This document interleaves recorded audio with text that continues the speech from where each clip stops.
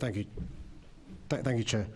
The appropriate use of live facial recognition can aid the police by locating wanted offenders, including high-risk individuals, identifying suspected terrorists, and locating vulnerable people, helping to keep our communities safe.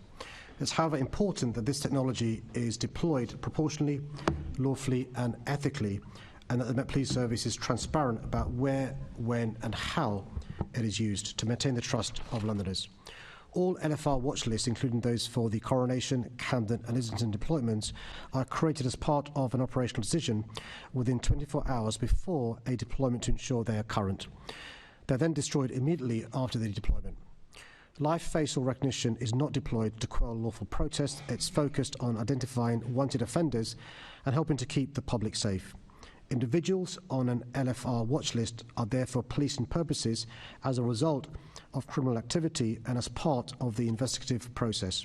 Each deployment watch list is pulled from a much wider pool of these wanted individuals and takes into account the intelligence case, purpose and location of the deployment.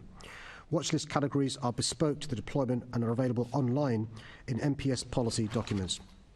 To aid transparency, the Met Police Service has published a considerable amount of information about LFR on its website, including the legal framework, deployment details, impact assessments, and an ethical review.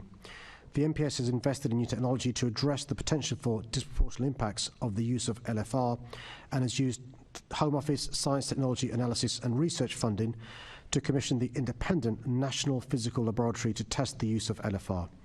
My Deputy Mayor for Policing and Crime and I discussed the use of LFR with the Commissioner and members of the MPS senior leadership team as appropriate to current activities and deployments. The London Police and Ethics Panel has reported on LFR and developed 5 conditions to ensure that MPS deployment follow ethical guidance. The MPS has given assurance it will comply with these recommendations and will continue to hold the MPS to account on this. I'm committed, Chair, to working with the MPS to ensure they use all opportunities to prevent, disrupt and detect crime through harnessing new technology, but this is done in a lawful, ethical, proportionate and transparent way. Thank you, Mr. Mayor. Now, the size of the live facial recognition watch lists has ballooned since the technology was first trialled in Notting Hill Carnival in 2016, where there were just 266 people on the watch list. From those trials to first deployment in 2020, the watch list went up nearly 22 times and was about 5,800 people. And since that 2020 deployment, the watch list further doubled to over 10,000 for the Coronation. Now, do you think it is reasonable to expect that all 10,000 plus people on that watch list might have been present at the Coronation? Well, we know one of the purposes of the transparency, the number of reasons for it, is to deter, right? So you know there's a big event taking place. You know potential bad people who are wanted may be going to that event. Letting them know there's going to be the use of live facial recognition may get them to deter. But here's the other point, which is the police do have trained spotters whose job it is to identify people who may be wanted. They can only recollect a small number of faces to recognise people who may be wanted. The advantage of the technology is more people can be on the watch list, which means that technology can work to identify those who are wanted in a far more bigger scale than individual spotters. Mr. Mayor, these are people who are wanted for a whole range of crimes like, sexual offences, assaults, all sorts of things. They're very serious criminal offences. But just one person from the watch list was arrested at the Coronation. And the Met Standard Operating Procedure is very clear that watch lists must be driven by policing need based on an intelligence case. It must be current and reviewed before each deployment. So wouldn't it have been more efficient use of police resources to make that one arrest using conventional policing methods rather than checking the eligibility of over 10,000 people for inclusion on that watch list for that deployment? You're assuming that one person could have been found without the LFR technology.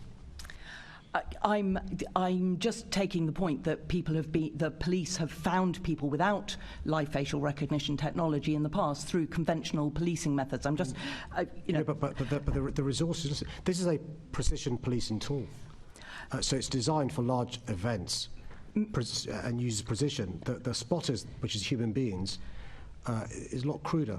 There are a few people on that they can remember the faces of because they use their memories.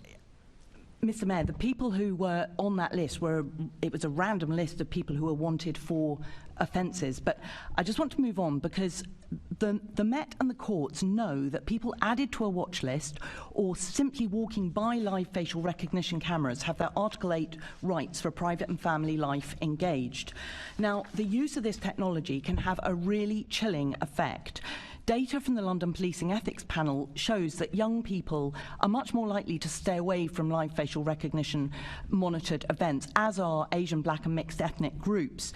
Now, over 1.5 million people attended Pride in London in 2022. That's potentially a lot of people who might be deterred from attending. Now, the Met hasn't used live facial recognition at Pride before, but can you briefly assure Londoners that the Met won't use live facial recognition at Pride this year? No, Chair. I can't decide on operational matters. I mean, let's just reflect on what's been suggested. That a politician of a political party dictates to the police on operational matters. What I can do is assure the member that the police, will consult the mayor and deputy mayor and let them know what's going on. But also the London Ethics Panel. I'm out of time, Mr. Mayor.